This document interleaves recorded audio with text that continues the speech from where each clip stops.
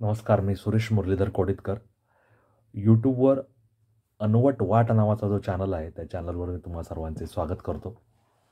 मित्रांनो, आपण कुंभमेळ्याचे सलग विषय घेऊन आलेलो आहोत आणि या कुंभमेळ्याच्या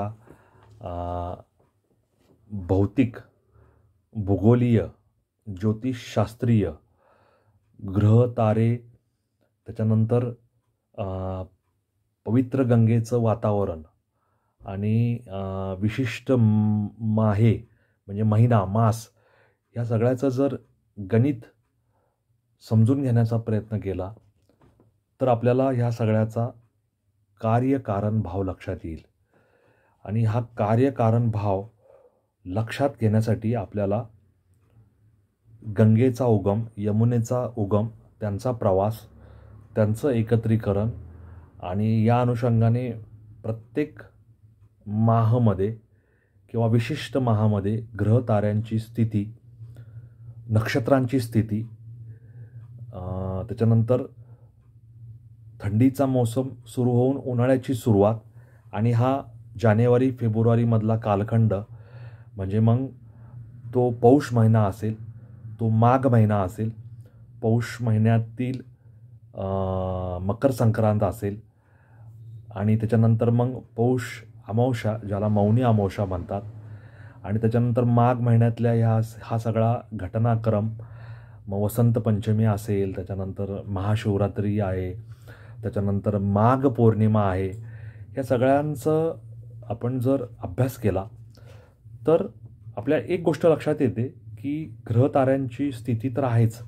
सूर्य आहे, चंद्र आहे. आपल्याला माहिती आहे की सूर्याभोवती पृथ्वी फिरते आणि ती सूर्याभोवती फिरत असताना स्वतःभोवती फिरते. म्हणजे परिवलन आणि परिभ्रमण या एकाच वेळास घटना होत राहतात. ग्रहांची स्थिती बदलत राहते, नक्षत्र यांची स्थिती बदलत राहते आणि ह्या सगळ्या घटनांच्या अनुषंगाने आपल्यावर जो प्रकाश पडतो, आपल्याला प्रकाश स्पर्श करतो, विविध लहरी, व्हायब्रेशन्स, वाइब्स ज्या आपल्या शरीराला स्पर्श करून जातात, त्यामुळे आपल्या स्पिरिच्युअल म्हणजे आध्यात्मिक असेल, जैविक असेल, त्याच्यानंतर धार्मिक असेल, आपल्या आत्मिक असेल, ह्या सगळ्यांवर परिणाम होत असतो. आणि हा परिणाम गंगेच्या, यमुनेच्या आणि अदृश्य सरस्वतीच्या संगमावरील पाण्यात स्नान केल्यामुळे सुद्धा बदल घडून येत असतात. आणि ते नेमके स्पिरिच्युअल बदल काय आहेत याचा अभ्यास 2019च्या कुंभमेळ्यासमयी सुद्धा करण्यात आला होता. आता 2019चा कुंभमेळा जेव्हा झाला, तो सुद्धा प्रयागराज येथेच झाला. त्यावेळेस द महर्षी अध्यात्म विश्वविद्यालय यांच्या संशोधन चमूने काही संशोधन केले होते. आणि मिस्टिकल वॉटर काय, म्हणजे ह्या पाण्याचं जादुई पाणी असं कसं आहे, ह्याच्यामध्ये काय वेगळेपण आहे आणि या पाण्यामध्ये काय फॅसिनेटिंग म्हणजे काय वैशिष्ट्यपूर्ण आहे ते शोधायचा प्रयत्न केला होता. त्याच्यासाठी त्यांनी ऑरा एनर्जी स्कॅनर्स वापरले होते आणि गंगेच्या पाण्याचा अभ्यास करायचा त्यांचा मानस होता. तो मानस त्यांनी 4/2/2019ला मुख्य शाही स्नानाच्या दिवशी तडीस नेला. आणि त्यांचं म्हणणं काय होतं, तर spiritual impact of this massive gathering on reverse, म्हणजे स्पिरिच्युअल इम्पॅक्ट म्हणजे आध्यात्मिक किंवा आत्मिक ह्यांच्यावर काय प्रभाव पडणार आहे ह्या मॅसिव्ह गॅदरिंगचा त्या पाण्यावर, आणि त्या पाण्यामुळे यांच्यावर काय प्रभाव पडणार आहे, असा त्यांच्या अभ्यासाचा विषय होता. आणि त्यावेळेस तिथल्या एकत्रीकरणाचा म्हणजे जे लोक स्नानाला आले त्यांचे सॅटेलाईट इमेजसुद्धा त्यावेळेस घेऊन ठेवण्यात आले होते आणि त्याचेच काही निष्कर्षांबद्दल आपण इथे बोलणार आहोत. तर जे त्या परिसरात जे व्हायब्रेशन्स होते, लहरी होत्या, नदीच्या पाण्याच्या ज्या लहरी होत्या, जी लाट होती, जो वेग होता, त्या सगळ्यांचं जे ऑरा होता, ज्याला आपण आभा म्हणतो, प्रभा म्हणतो, तर त्यांचा अभ्यास करण्यात आला. कशाच्या माध्यमातून, तर युनिव्हर्सल ऑरा स्कॅनर नावाचं यंत्र असतं आणि ते आणि ॲडव्हान्स्ड सिक्स्थ सेन्स या माध्यमातून त्याचा अभ्यास करण्यात आला. आणि मग त्यांनी काय केलं की स्पिरिच्युअल व्हायब्रेशन हे त्रिवेणी संगमावर मोजण्याचं काम केलं. शाही स्नानाच्या एक दिवस आधी, शाही स्नानाच्या दिवशी आणि शाही स्नान झाल्याच्या दुसऱ्या दिवशी. तर त्यांचं ते स्पिरिच्युअल व्हायब्रेशन त्यांना कसं आढळलं? आधीच्या दिवशी 1.75 मीटर, दुसऱ्या दिवशी 3.55 मीटर, तिसऱ्या दिवशी 3.26 मीटर. तर हे पॉझिटिव्ह जो ऑरा आहे, म्हणजे पॉझिटिव्ह म्हणण्यापेक्षा आत्मिकदृष्ट्या, आध्यात्मिकदृष्ट्या उन्नत, पवित्र, धार्मिक आणि अत्यंत उच्च प्रतीचा, उच्च अभिरुची संपन्न असा जो तेजोवलय आहे, ते तेजोवलय त्या लोकांना तिथे आढळलं. आणि स्पिरिच्युअल रिसर्च ही जी टीम आहे, फॅकल्टी आहे, मी जे सांगितलं सुरुवातीला महर्षी आध्यात्मिक विश्वविद्यालय, तिथल्या सियान क्लर्क नावाच्या एडिटर जो आहे, SSRF सिनियर रिसर्च फेलो ज्यांना आपण म्हणतो, त्यांनी याचा अभ्यास करून हे निष्कर्ष नोंदवलेत की जे वॉटर सॅम्पल त्यांनी ते कलेक्ट केले होते, त्याची स्पिरिच्युअल जी कॅपॅसिटी होती, पॉझिटिव्ह एनर्जी होती, ती अपलिफ्ट झाली होती. म्हणजे त्या पाण्याने जे भक्त आणि भाविक तिथं स्नानाला आले होते, त्यांची स्पिरिच्युअल जी क्षमता होती ती कैक पटीने वाढवली होती त्या दिवशी. म्हणजे त्या पाण्यामध्ये इतकी चांगले गुणधर्म होते की आत्मिक अशी जो त्यांची प्रभा आहे, म्हणजे जी प्रत्येक व्यक्तीमध्ये असते, आपण कसल्या प्रकारे त्याला जागरूक करतो हे आपल्या आध्यात्मिक, धार्मिक अभ्यास, पठन, चिंतन, मनन, त्याच्यानंतर ऋचा घेणे, सांता घेणे, पाठ असेल, मंत्र असेल, त्याचं पठन असेल, श्लोक म्हणणं असेल, त्याच्यातून ती आभा विकसित होत जाते. ते प्रभामंडळ त्या पाण्याने त्या शाही स्नानाच्या दिवशी कैक पटीने सकारात्मक एनर्जीने भरलेलं आणि भारलेलं राहील, अशा पद्धतीने त्याची क्षमता वाढवलेली होती. आणि हे निरीक्षण 2019 साली नोंदवलेलं आहे. 2025 सालीसुद्धा अशी निरीक्षणं नोंदवण्यात आली असतील. त्याचे निष्कर्ष हे काही दिवसांनी प्रसिद्ध होतील. आपण 2019चा संदर्भ ह्याच्यासाठीच घेतला की नेमकं त्या पाण्यात होतं काय, एवढे कोट्यवधी लोक तिथं पवित्र संगमावर शाही स्नानाला, अमृत स्नानाला का जात आहेत, त्याच्यामागचं कारण आपण सांगण्याचा प्रयत्न या व्हिडिओमध्ये करत आहोत. तेव्हा या स्पिरिच्युअल पॉझिटिव्हिटी वाढण्याच्या या गंगा, यमुना आणि अदृश्य सरस्वतीच्या संगमावरचं जे शक्ती आहे, जे तिथलं काय म्हणतात त्याला रहस्य आहे, ते रहस्य हे आहे की त्या पाण्यामध्ये आध्यात्मिक जी क्षमता आहे, पॉझिटिव्ह एनर्जी आहे, ते वाढवण्याचं सामर्थ्य आहे.